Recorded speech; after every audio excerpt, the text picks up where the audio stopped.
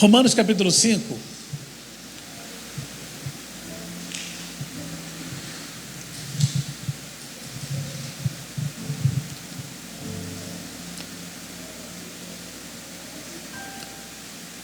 Versículo 2. Vamos ler. 1, 2, 3.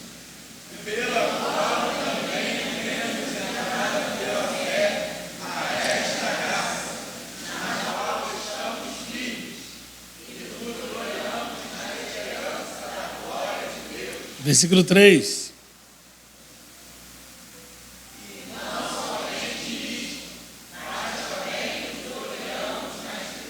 Mas também nos gloriamos nas...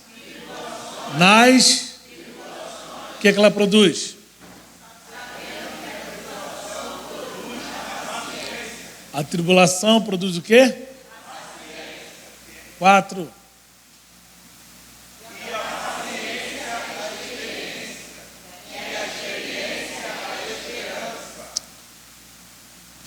Leia o 5.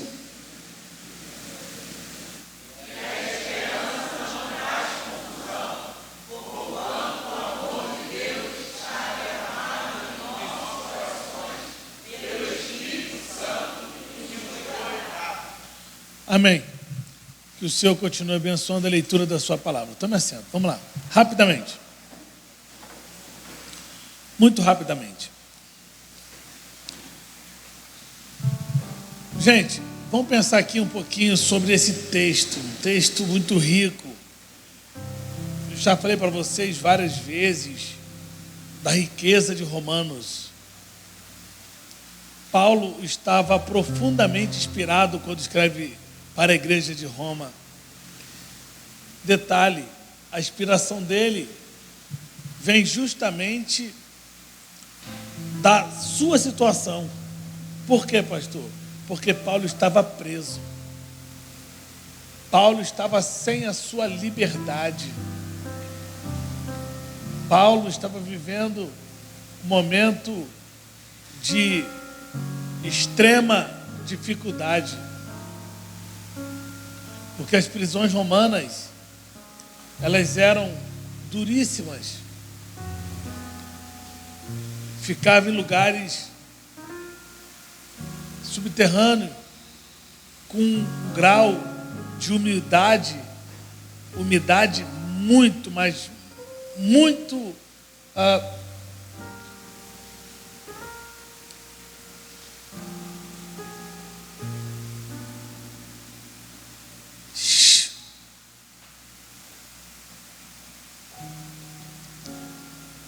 a umidade dentro do sistema prisional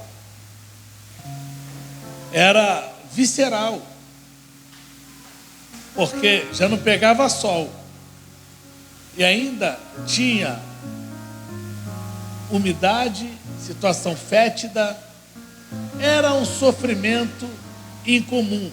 Detalhe, os presos não ficavam livres dentro do cárcere. Eles ficavam presos em cadeias e em grilhões. O que Paulo está dizendo? Além de eu ter que ficar, além de eu perder a minha liberdade, eu também fico preso em grilhões, ou seja, os pés estão presos, quando não as mãos também. Então, ele tinha que enfrentar toda aquela situação. E ele escreve a carta à igreja que estava em Roma. E qual era a necessidade, ou quais eram as necessidades que Paulo tinha para falar para essa igreja?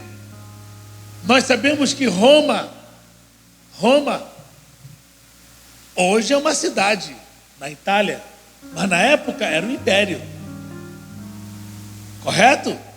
Roma era um império extremamente poderosa, que vencia tudo e a todos através do poderio bélico. É só você ver os filmes antigos e você vai ver Marco Aurélio e tantos outros vencendo sucessivas guerras através da sua capacidade bélica.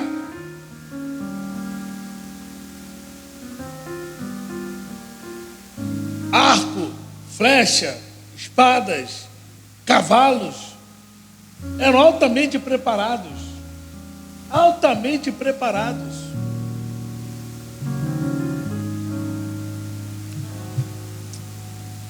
Só que existia um outro fenômeno, pastor Marlon. O cristianismo estava crescendo. Jesus Cristo morre e deixa o legado. Porque patrimônio se deixa para as pessoas, legado se deixa nas pessoas. Ele deixou o legado para os discípulos, que se tornaram apóstolos. E eles foram os difusores do Evangelho. Jesus foi levando o Evangelho.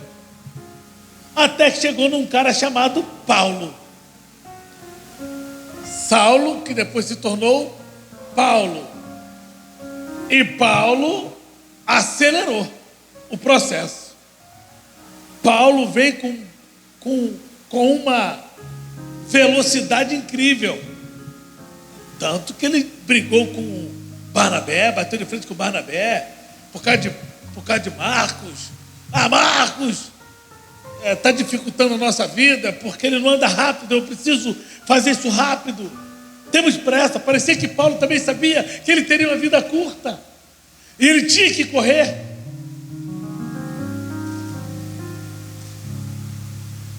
A igreja em Roma está sendo perseguida. Diga, por favor, perseguida. Não, pode ser melhor, vamos lá. Perseguida. Ninguém gosta de ser perseguido. Ninguém aqui vai ficar rindo para mim dizendo: pastor, estou muito feliz porque estou sendo perseguido. Ninguém. Porque se alguém ficar rindo, eu vou achar que você realmente precisa passar por um tratamento de sanidade mental. Aí tem que verificar com os médicos, porque alguma coisa está fora do eixo. Esse negócio de eu vou cantando pela prova, dando glória a Deus. Não. Tem hora que tem que pedir misericórdia mesmo. Tem hora que a situação está tão difícil, está tão caótica, está tão degradante, que a gente fala: Senhor, se o Senhor não vires ao meu socorro, eu não sei nem como levantar amanhã. Se o Senhor não fizer nada, eu não sei nem como vou fazer, porque me falta tudo. O nível de desespero é muito grande. E Paulo sabia que a realidade dos seus irmãos em Roma era muito dura, porque eles estavam sendo perseguidos. Diga mais uma vez: perseguidos. Não, perseguidos. Eu vou falar algo aqui que pode chocar alguém nessa noite. Às vezes Deus permite a perseguição, a escassez, a dificuldade, para que nós venhamos nos aproximar dele. Porque quando estamos na tranquilidade, quando estamos vivendo numa bonança indescritível, pensamos em tudo, fazemos tudo e colocamos Deus em segundo, terceiro ou quarto lugar. A igreja de Roma agora estava vivendo um momento muito difícil. Por quê? Porque o seu líder maior havia perdido a liberdade. Paulo estava preso, o apóstolo estava preso, o presidente estava preso. Ele perdeu a liberdade. Agora havia um temor, uma descrença: o que vai ser de nós? Lembram que eu ensinei aqui dizendo que Nero foi um imperador nefasto, covarde, cruel, que ele pegava os cristãos, colocava nos postes, colocava combustível e acendia. que eram chamadas tochas humanas. Não só isso, mas os cristãos também morriam nas arenas, sendo mortos pelos leões famintos. Tudo isso porque eles decidiram não negar Jesus. Paulo precisava dar uma injeção naquele povo. Paulo precisava, mesmo preso, ele precisava falar e fazer alguma coisa. E aí, o capítulo 5 de Romanos fala muito forte ao nosso coração. Olha o versículo 2. Olha o versículo 2 de Romanos. Diz assim: pelo qual também temos entrada pela fé a esta graça, na qual estamos firmes,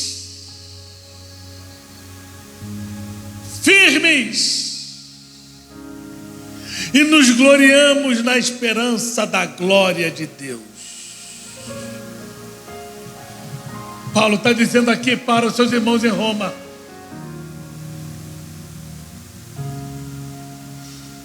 existe uma fé que nos garante o caminho da graça, na qual estamos firmes. Vamos ver se vocês lembram. O que eu ensino sempre? A fé é um ato.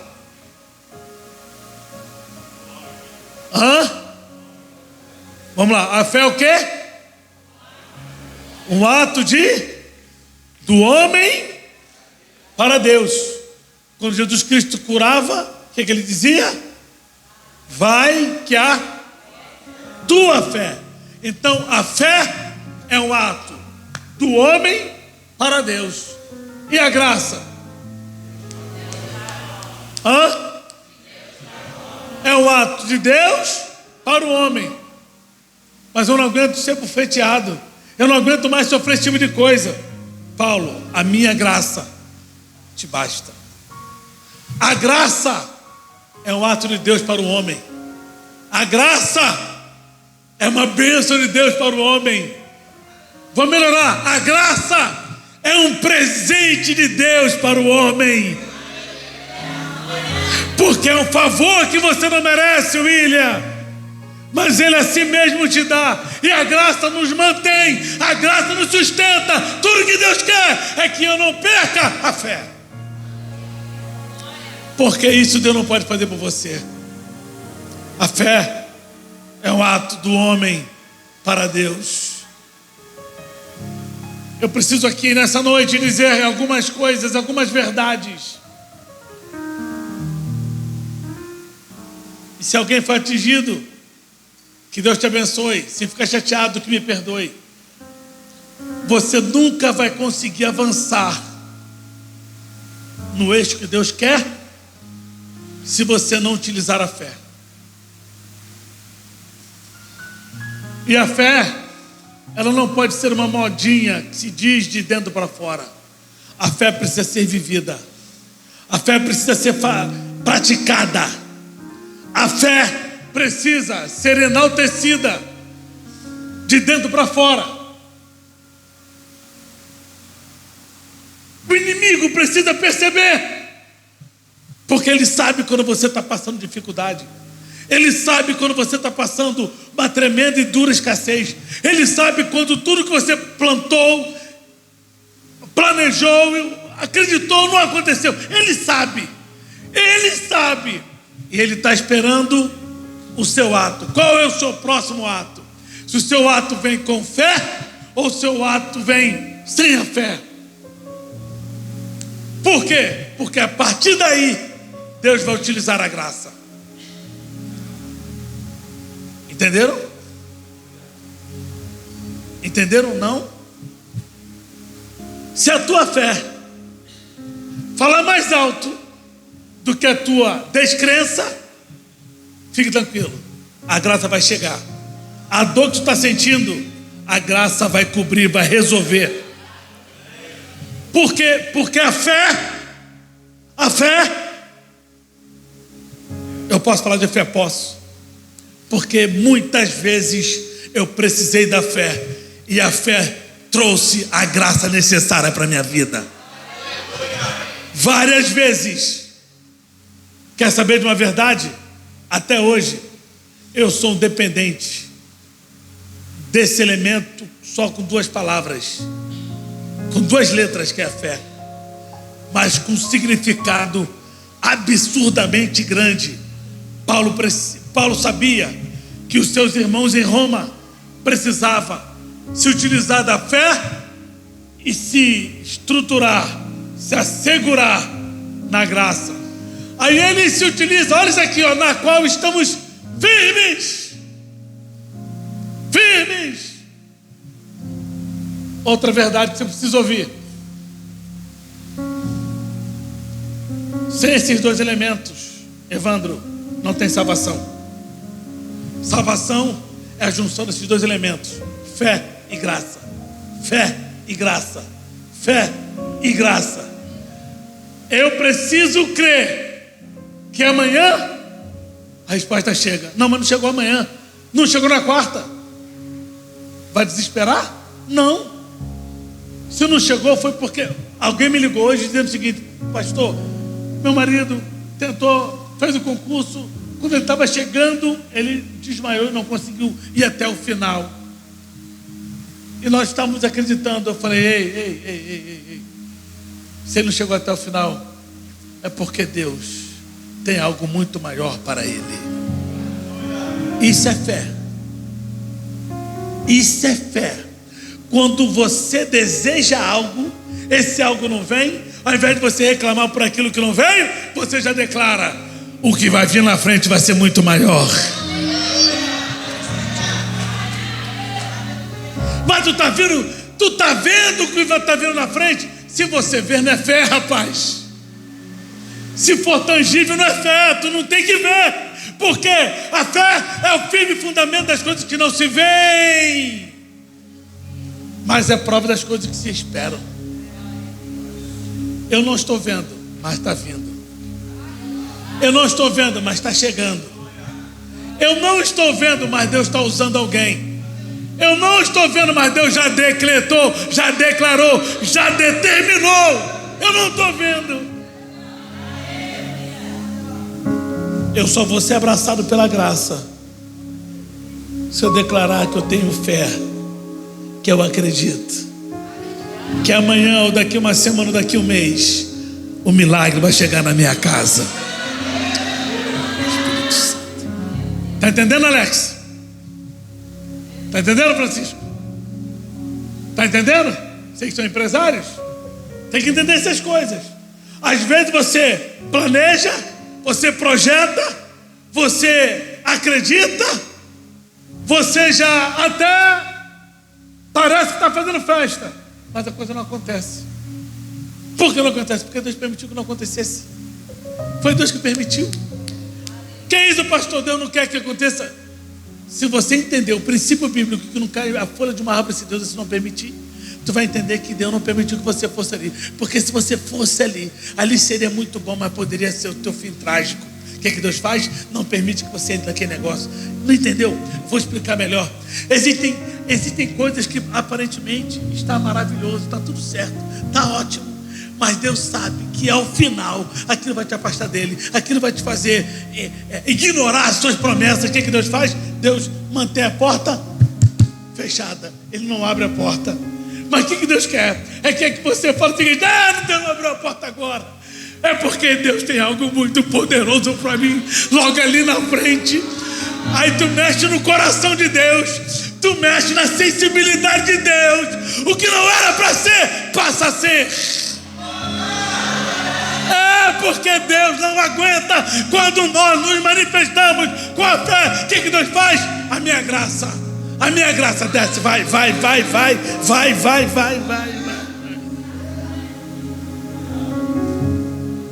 Tem graça. Por que tem graça? Porque Deus entende que você não merece. Mas a fé que você se utilizou foi o suficiente para a graça te abraçar.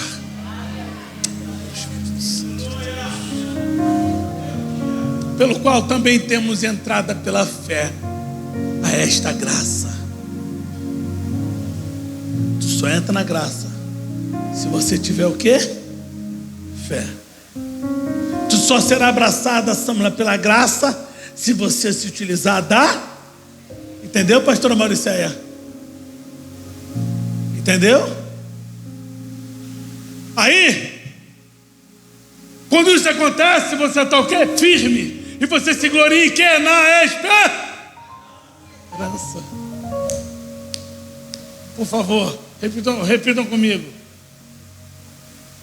A tempestade está soprando. Mas estou firme. Não. Só quem está firme mesmo. Diga aí, a tempestade está soprando. Mas eu continuo firme.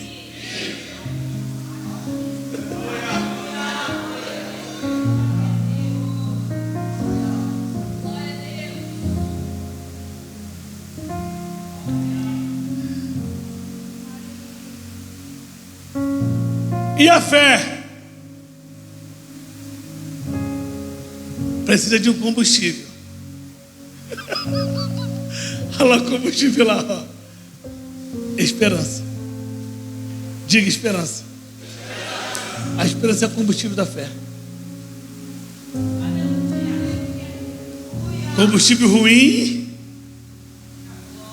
Combustível ruim.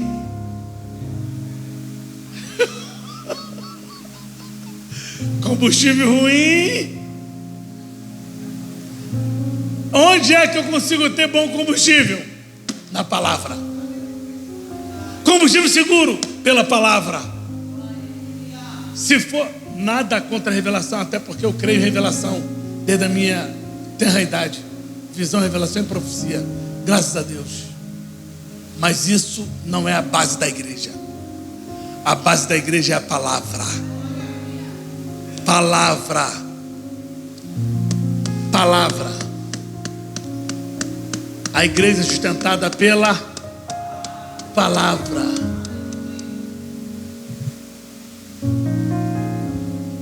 Tá, eu tenho que parar. Cadê o das irmãs? Versículo 3. Leiam. E não somente isto, vai.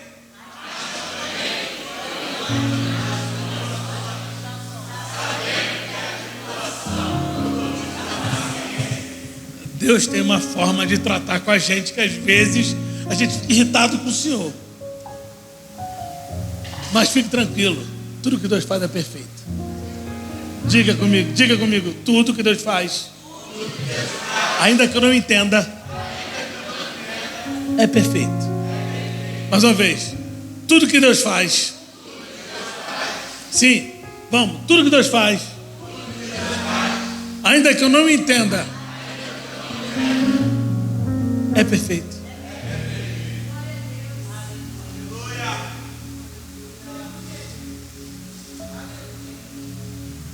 Ele está dizendo em outras palavras: eu vou permitir tal tribulação para que você, através dela, produza o quê?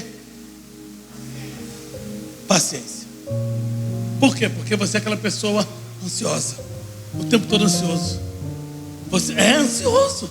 Eu conheço, tem gente que ligou para mim hoje cedo, 7 horas da manhã, chorando, ansioso. Eu falei: rapaz, calma. Calma, rapaz.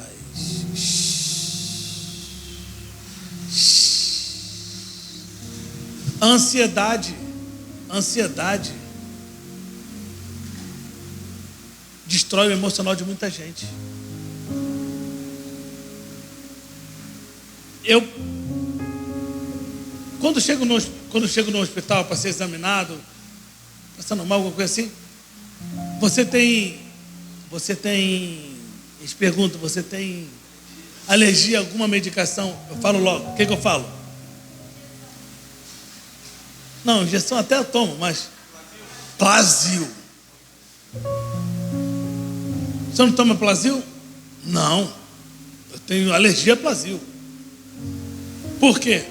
Porque essa medicação, quando eu tomei uma vez, me deu uma ansiedade, que eu fiquei batendo com a cabeça no carro. Me dá Coca-Cola, não bebo Coca-Cola, me dá Coca-Cola. Eu queria correr, eu queria parar. Me deu um desespero aquele negócio. Falei, meu Deus, fiquei desesperado até aquele negócio passar. Entrei na água fria, depois entrei na água quente, pula para um lado, pula para o outro. Aquilo não passava. Eu tenho pavor. Ansiedade.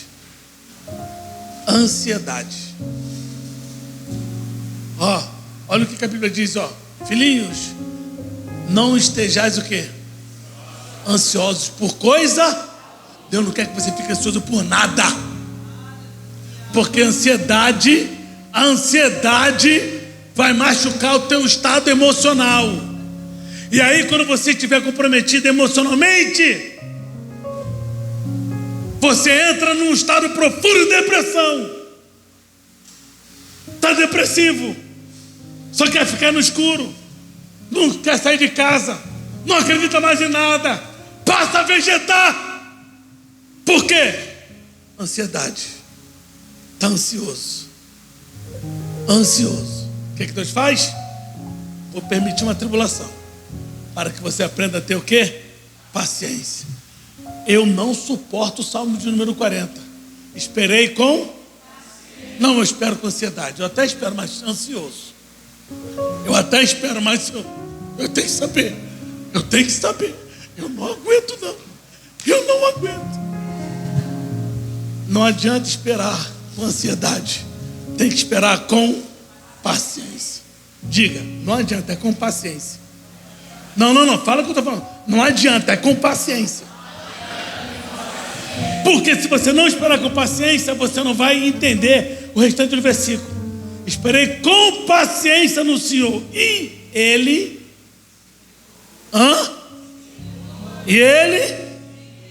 se inclinou para ouvir o meu clamor.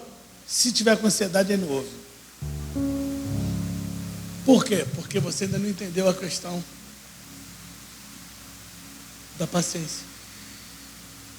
Da paciência. Eu estou ensinando, da paciência. Por que tu está tocando na tecla toda hora, a mesma coisa? Tu fala a mesma coisa toda hora. Toda hora. E tu acha isso normal? Não é normal. Isso são sinais de ansiedade. Você está ansioso por isso? Calma. Calma. Mas eu não suporto o Salmo de número 40. Eu amo de número 70. Apressa-te a Deus em me abençoar.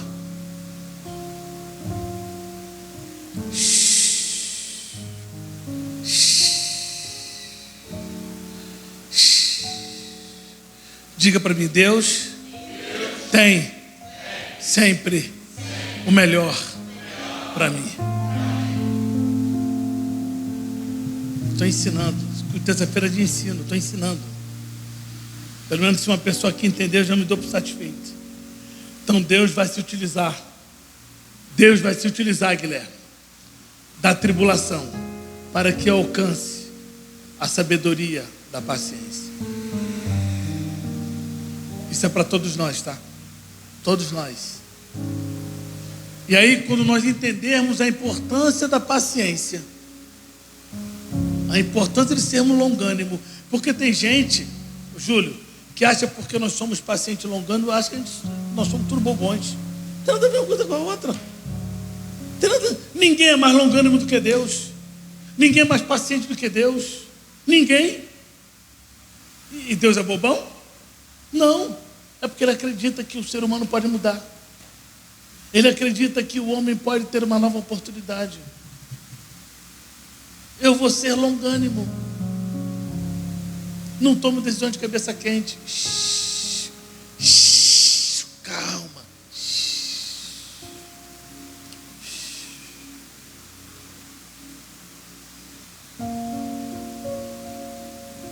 Mas aí, a paciência, ela gera em nós 4.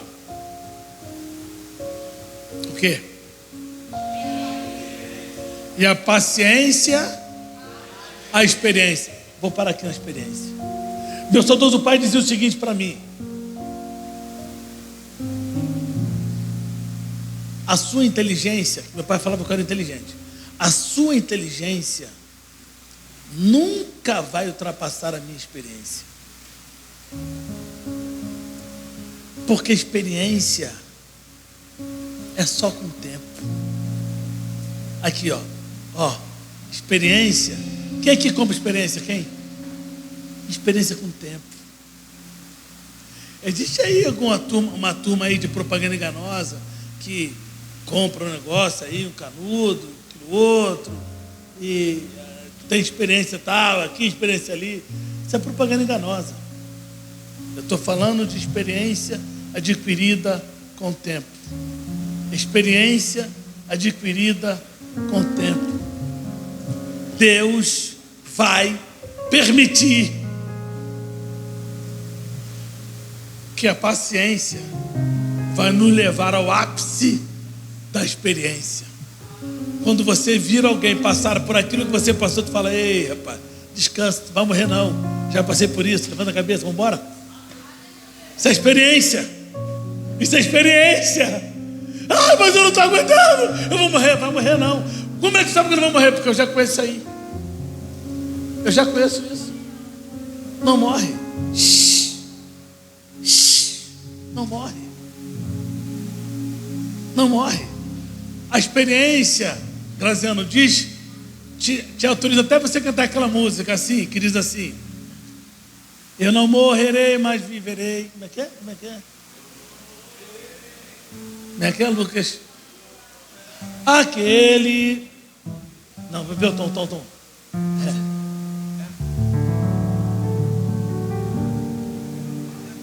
Aquele que começou a boa obra em minha vida. O que ele é? Ele é fiel, não descansará, não desistirá, enquanto não houver terminado. Experiência. Não vivo do que vejo, mas vivo do que creio. Sim, Ele é fiel. Jesus é fiel. Experientes vão dizer: eu não morrerei, antes viverei todo bem do Senhor aqui na terra e no céu. Ou seja, tu só canta isso aqui se você tiver o quê? Experiência. Aquele que prometeu vai nos levar até o final. Mas o barco vai quebrar. Fica tranquilo. Se Ele prometeu que tu vai chegar do outro lado, tu vai chegar do outro lado. É isso, minha pastora. O mais importante não são as circunstâncias. Segura essa. O mais importante é a promessa. As circunstâncias dizem que tu não vai chegar, mas a promessa já disse: tu vai chegar do outro lado. Tu vai chegar do outro lado. Você vai chegar do outro lado. Aí a tua experiência diz o quê? Eu vou chegar porque eu conheço Ele. Eu sei que Ele faz.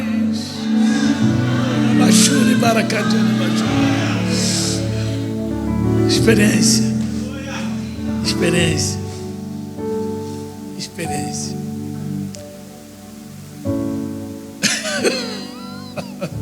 E a experiência?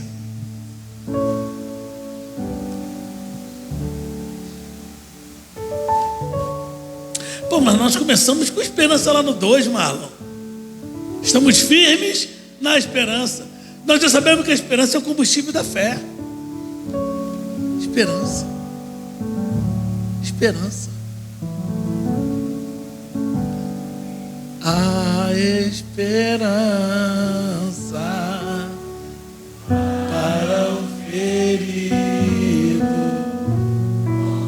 árvore plantado, marcado pela dor. E aí?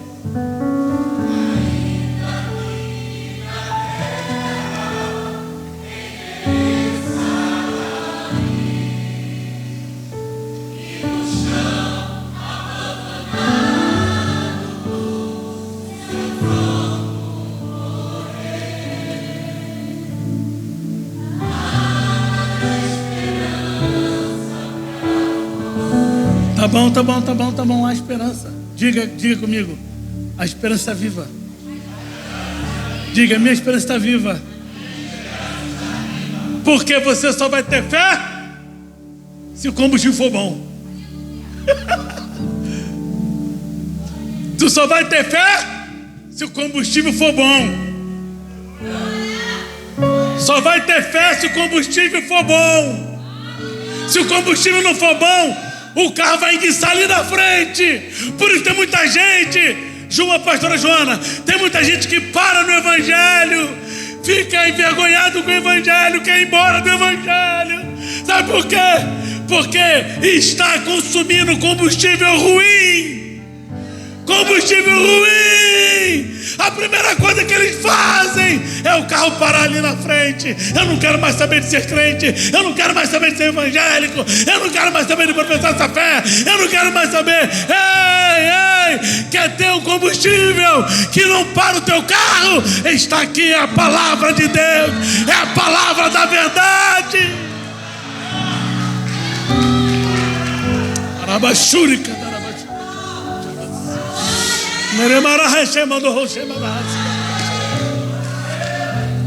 Não vai parar o teu carro. Sabe por que não vai parar o teu carro? Porque você está alimentando o teu carro com combustível limpo. Porque só quem pode limpar é a palavra. Só quem pode limpar é a palavra. Aleluia. Aleluia. Aleluia. Aleluia. Aleluia. A esperança não traz confusão, rapaz. Não tem como teu carro parar não tem como teu carro parar se o combustível é bom.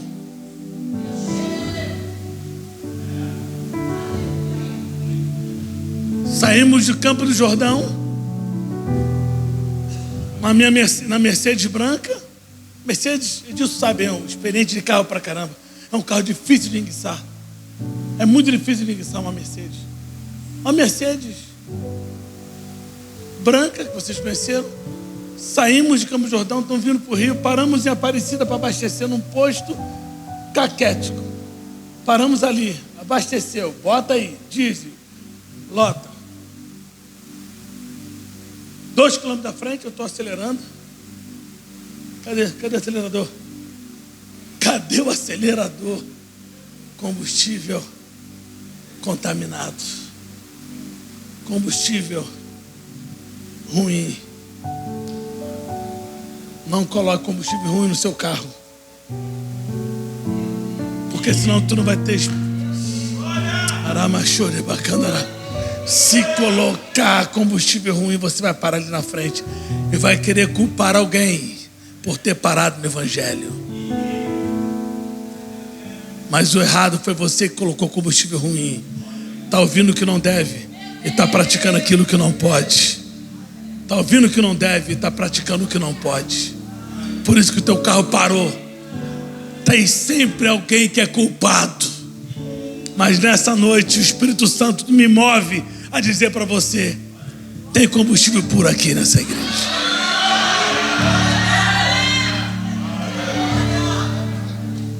A esperança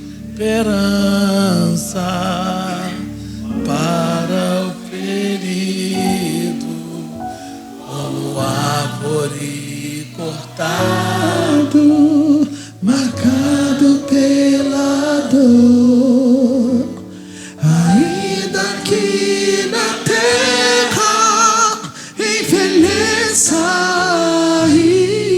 Detalhe: e no chão abandonado. Eu não falei tudo. Ficamos acelerando, o carro parou. Não parou?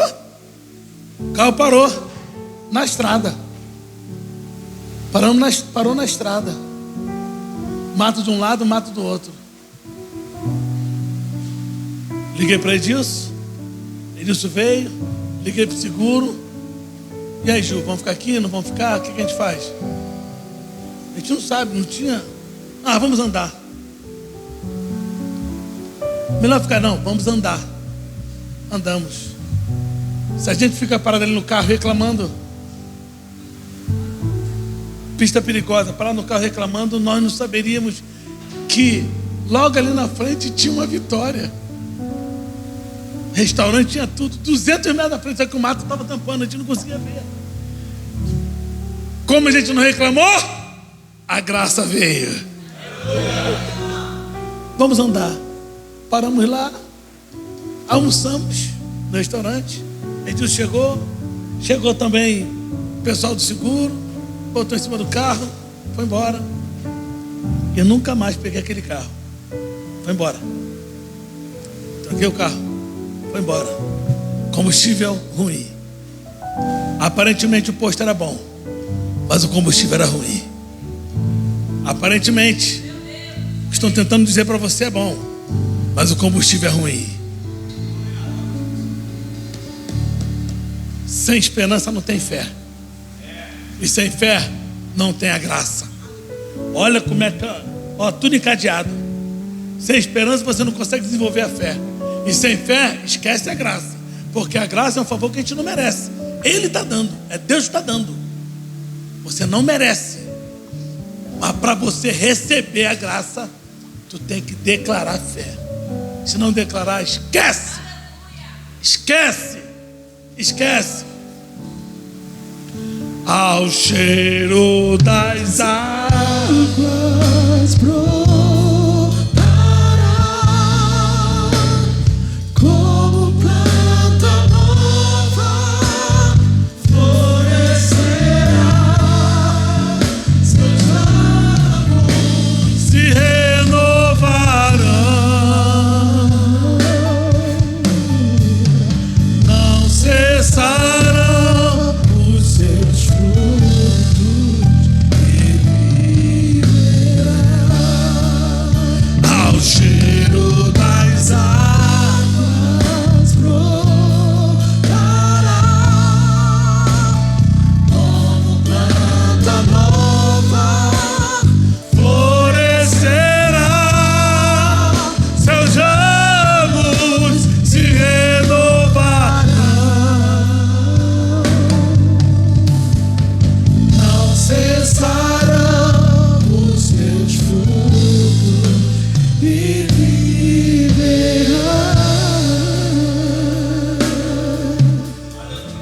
descansem, descansem. A tribulação é para gerar em nós paciência, e a paciência vai gerar em nós experiência, e a experiência vai gerar em nós esperança. E diz o versículo 5: e a esperança não traz confusão. A esperança não traz confusão. Deus não deixa dúvidas, não traz confusão. Deus abençoe a tua vida, Deus abençoe a tua casa, Deus abençoe a tua família, e que possamos entender que sem esperança não há fé, e sem fé não teremos a graça. Deus abençoe a cada um nessa noite, em nome de Jesus. Vamos ofertar o Senhor.